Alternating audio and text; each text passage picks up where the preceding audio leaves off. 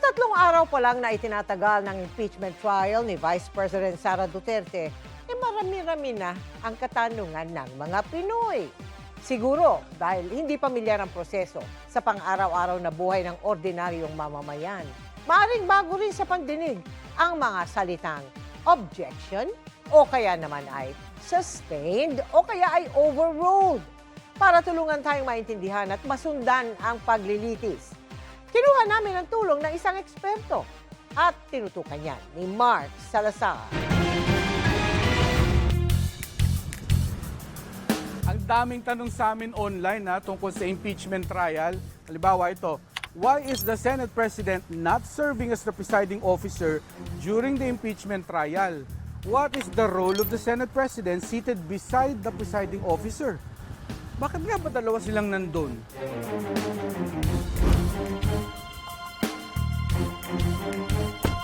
Ito pa isang tanong bakit daw pagkabagal-bagal ng proseso, nakakaisang testigo pa lang ang korte hanggang ngayon?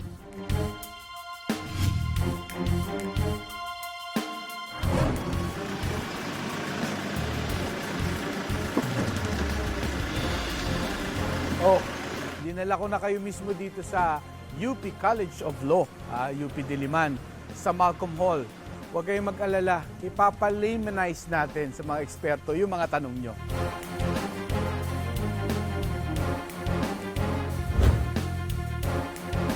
Prof, ang isa pong tanong nila, bakit to pagkabagal-bagal, and one main reason is object daw ng object. Pareho naman yung prosecution at depensa. Objection, Your Honor. Whoa. Objection. Objection. Objection. Objection. Objection. Yung proseso ng objection or yung objection, ginagamit yan upang pigilin yung pagsagot ng isang tanong na lumalabag doon sa ating patakaran. Nagpapatagal talaga siya kahit papaano sa proseso, pero dinidisenyohan kasi yun para maiwasan yung pagpasok ng mga problematic na sagot, no? O yung mga sagot na baka hindi nagpo-promote ng katotohanan. Tapos, in between, magpapasok ang presiding officer. Sasabihin niya, sustained o overruled. Ano po yung dalawang yon? Overruled. Sustained. Overruled. Overruled. Yung sustained, ibig sabihin nun, pumapanig yung presiding officer sa objection. Pag overruled naman, ibig sabihin nun, hindi tama or hindi wasto yung objection na ni-raise. Tapos, ano naman po itong direct examination, cross-examination, muntik pang magkaroon ng redirect at saka recross. Pakahaba daw, iisang testigo na pakadaming tanong. Hindi natin hinahayaan yung testigo na parang umupo na lang doon at magkwento, bako saan pumunta yung kwento, at hindi natetest yung katotohanan. So yung direct examination, yun yung pagtatanong ng usually open-ended questions ng partido or panig na naghain ng witness. Pagdating naman sa cross-examination, yung purpose nun ay para butasin nung kabilang panig yung testimonya ng testigo. Susunod naman yung redirect para linisin yung ibang bagay na marahil misleading galing doon sa cross-examination. Tapos mayroon na naman pagkakataon na butasin yung testimonya doon sa redirect, sa re-cross-examination. At doon na nagtatapos yung pagtatanong ng mga abogado sa bawat testigo. Balikan natin ang tanong ng ilang netizens kung bakit dalawa silang nasa taas ng korte, sina Presiding Officer Chis Escudero at Senate President Sherwin Gatchalian.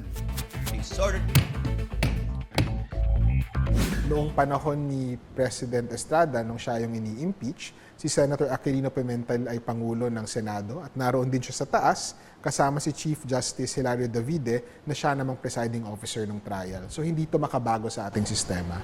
Pero sino ang mas main character? Ang main character ay ang Senado mismo.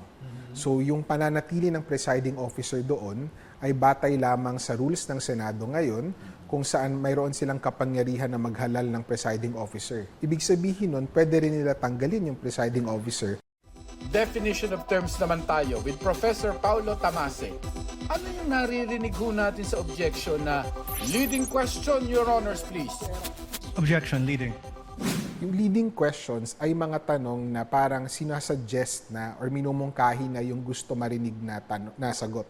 Ano naman yung speculative? Your Honors, please.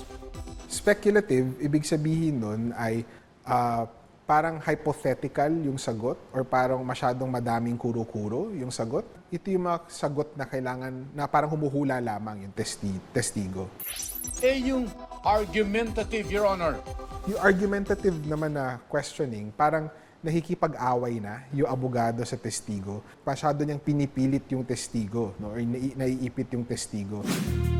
Sa gitna rin ng trial, nagbiruan pa ang kapwa abogadong sina Senator Judge Alan Cayetano at Presiding Officer Escudero tungkol sa marking of evidence na FFFFF, GGGGG. Ano ba yun? FFFFFFFF dash GGGGGGGG. That's FFFFFFF to GGGGGGG. Yes. Yung exhibit numbers kasi sa korte, kadalasan, kapag ikaw yung prosecution, no, yung exhibit numbers mo ay letra na series. So, A, B, C, D, E. Pero syempre, pag naubos na yung 26 letters ng alphabet, dodoble yon. AA, BB, CC. So, yung FFFFF, yung siyam na F, ibig sabihin 9 times na naubos yung 26 na letra. Ganon kadami yung ebidensya.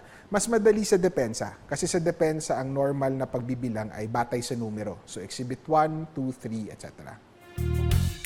So, kung ganyan pala ka-voluminous ang evidence, voluminous, malabo raw ang 92 trial day sa kasong ito. Mark Salazar, Nakatutok, 24 Oras.